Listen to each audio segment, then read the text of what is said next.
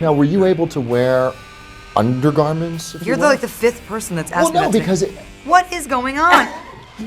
Since when did people start asking each other in interviews about their underwear? No, because it is such a skin tight. Here's I'll why. leave it up to your imagination. Oh, see? Okay? Is that... Whatever you feel like I should be wearing or not wearing under that costume. Hey there, quirky people. Entertainment and performance are noble pursuits. So we adore the men and women who dedicate their life to entertaining us. But all scenes are not made equal. Sometimes the actors don't like what they have to do for a scene. Okay, right? You made your point. Just sit down, okay? It can be an issue with action choreography or the costumes themselves. I think I might be Come here. Right here.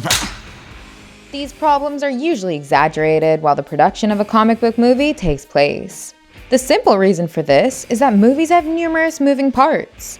The production team has to manage custom assets that are worth millions of dollars and also make sure that the actors are happy. Sometimes they succeed, but there are times when the actors have to go through some hardships. They still soldier on to make the fans happy, especially the MCU actors, and we salute those actors. We've made a list of 10 scenes that the MCU characters hated filming. The first scene was about killing Loki, Josh Brolin, in Infinity War. Josh Brolin played a fantastic Thanos. The scene is epic, but apparently, Josh Brolin did not enjoy filming it. He was pretty intimidating, and a big reason for this was how the character was introduced in Infinity War. In the opening scene, he defeats the two most powerful Avengers and then proceeds to kill a fan favorite former villain. The scene is epic, but apparently, Josh Brolin did not enjoy filming it. He was heartbroken by the prospect of squeezing the life out of Hiddleston's character. Really? Tears? Brolin said about Hiddleston and Loki, and I quote, "He had been with the character for so long. He was so vulnerable at that moment," unquote. Clearly, Josh Brolin did not take any pleasure while shooting this scene. Next up, we've got Thor taking his shirt off. Chris Hemsworth is a beautiful person. People all over the world swoon over this handsome fellow. What? The receptionist job that was in the paper I was here about. You're hired. His body is just as stunning as his attitude towards everything. So it makes sense that film directors would utilize both these things to their full extent. Fans must have noticed that Hemsworth gets a topless scene in almost every Thor movie. It has been stated that this is due to the director specifically asking for one. I'm touching myself tonight. Both Joss Whedon and Taika Waititi have asked the actor to go topless in movies. But Chris Hemsworth does not enjoy doing this. He is not very keen on taking the top off in front of the camera. How the hell is this dude still alive? He is not a dude. You're a dude. This is a man. A handsome, muscular man. And you have to understand that shirtless scenes in films like these take a lot of work. People have to stay dehydrated for the whole duration of the shooting period. And he is a beefcake and people absolutely love his god bod. So the actor does it for us anyway. Kevin. Oh, that's a manly name. My name's Erin, with an E, for everything you want. He's a total sport, which is why he's my favorite. Let's see if his concerns are addressed in Thor 4. Stop massaging his muscles. Next we have Paltrow kissing RDJ in Iron Man 2. Am I making you uncomfortable? Pepper Potts is an iconic character in the MCU. She has been known as Tony's pillar of support. She is the only one who can tame Stark when push comes to shove. But you'd be surprised to know that their rooftop kiss in Iron Man 2 was actually a problem for Gwyneth Paltrow. I just think you're overstating. That's all. We're here, and then She hated shooting the scene, as she told everyone during the Goop podcast how kissing RDJ was like kissing her brother. She took no pleasure in it. While we understand Gwyneth's position, we must mention that it was not visible on screen just how uncomfortable she was. Alright! That goes to show just how professional these actors really are. I would like a vodka martini, please.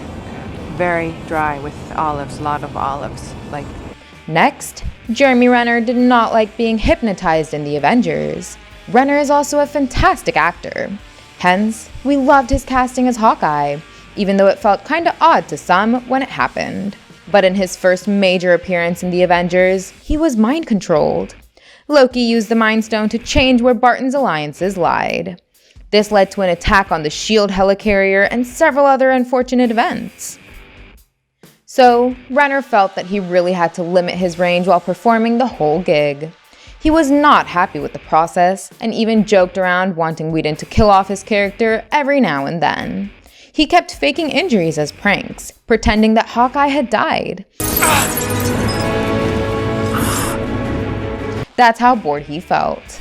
I've done the whole mind control thing. Not a fan. Number 5. Mark Ruffalo did not enjoy shooting as the Hulk in Endgame. Hulk has shown some real character growth during the tenure of the MCU.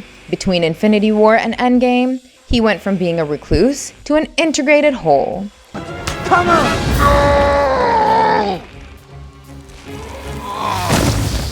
What do you mean, no? Hulk merged with Banner and emerged as Professor Hulk for Endgame. The audience enjoyed this transition in the movie quite a bit. Breathe. Did you get that? But Ruffalo did not enjoy shooting for the character. 2 years inside of a monster made me a little weird. It's okay. Good. Calm down, come on. The main problem with the filming process was the harness that Ruffalo was forced into. The harness is mainly composed of a pair of stilts along with a motion capture suit. He has referred to the mocap suit as a man-canceling suit many a times. He said that the suit made him feel small where he needed to feel big and very big where he needed to feel small. This was an embarrassing ordeal for the actor, but he would soldier on every time for the fans and will continue to do so for the coming few years. Then in Infinity War, Anthony Mackie wanted a better death scene. The Falcon may not be the best known of all the MCU characters, but his death in Infinity War was gut-wrenching. We lost a lot of good heroes that day. All of them turned to dust, and this broke the spirit of our heroes. This was one of the most important scenes of the MCU, and most people would be grateful for the opportunity to be a part of it. But Anthony Mackie did not enjoy being a part of the said scene. He wanted a better death than just ideally lying alone while turning to dust. He even shared that he wanted to take a bullet for the Black Widow and die in her arms. I feel it. The stares, the judgment. Well, maybe he will get his wish in the future with a Natasha variant, and him being the new Captain America saves her. Number 7 is Hugo Weaving's every Red Skull scene, Captain America, the First Avenger. We all know how great an actor Weaving is. Everyone remembers his role as the intimidating Agent Smith in the Matrix series. Mr. Anderson. Surprised to see me? No. But he totally did justice to Red Skull in the MCU. While the audience enjoyed the character, the actor himself had his reservations. He admitted in an interview that he only played the character to try it and was not excited by the movie in general. And when asked to return after the first Avenger, Weaving happily declined. We suppose Weaving might be too mature for the MCU. Next, Richard Madden's flying scenes, Eternals. MCU's latest superhero team had some problems while filming. Richard Madden played Icarus, an Eternal blessed with the power of flight among other things. So to make that happen, the studio put Madden in his costume and hoisted him up on wires. But the problem was that Madden was not very accustomed to filming with such harnesses. He felt awesome in the costumes when he was on the ground, but as soon as he was hoisted up, he became disillusioned with the entire prospect. Madden even commented that the costume looked dumb when he was hanging upside down. He thought it looked like he was wearing a pair of blue leggings and not much else. I'll kill them all. Every one of them. But we're glad that he did well to enact the flying scenes, because they were all really well done. Number 9. Scarlett Johansson didn't like being objectified, Iron Man 2. What? Black Widow's introduction in Iron Man 2 was quite unique. Did you model in Tokyo? Because she modeled in Tokyo. We saw the character show up as a secretary to Stark, following which she wrestled Happy to the ground. Happy! That's what I'm talking about. Just slip. You did? Yeah. It was an appropriate introduction that highlighted the badass nature of Widow. But Johansson had a huge problem with how the character was sexualized in the movie. I want one. No. She remarks that at one point, even Tony talks about her as if she is only a piece of ass. Is that dirty enough for you?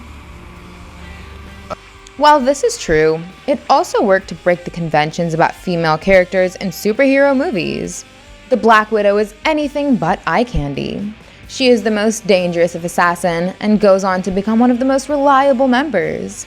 So, I'm glad that Marvel started to put more focus on portraying her in a better way in the next few movies. For the final entry, I've got Idris Elba's reshoots, Thor: The Dark World. Thor: The Dark World has been hailed as the worst movie in the MCU from a narrative standpoint. But did you know that the movie had to go through several reshoots? The crew had to reshoot some scenes with Idris Elba, which the actor did not enjoy being a part of at all. This was specifically because at this time, he had just finished filming Mandela, and it was not easy for him to shift mindsets. He had to change characters and appearances in 24 hours. Going from a freedom fighter to a space ninja is not the easiest of transitions. And he also didn't like how the big Heimdall helmet was glued to his head. It was extremely uncomfortable, which is why you'll notice that the helmet was gone from Ragnarok. We applaud the effort of Elba, really. Okay, that is all from us. Give us a thumbs up and hit the subscribe button so we could continue coming up with such content. And don't forget to check out some more fun content on our channel. Thank you, and I'll see you in the next one. Goodbye.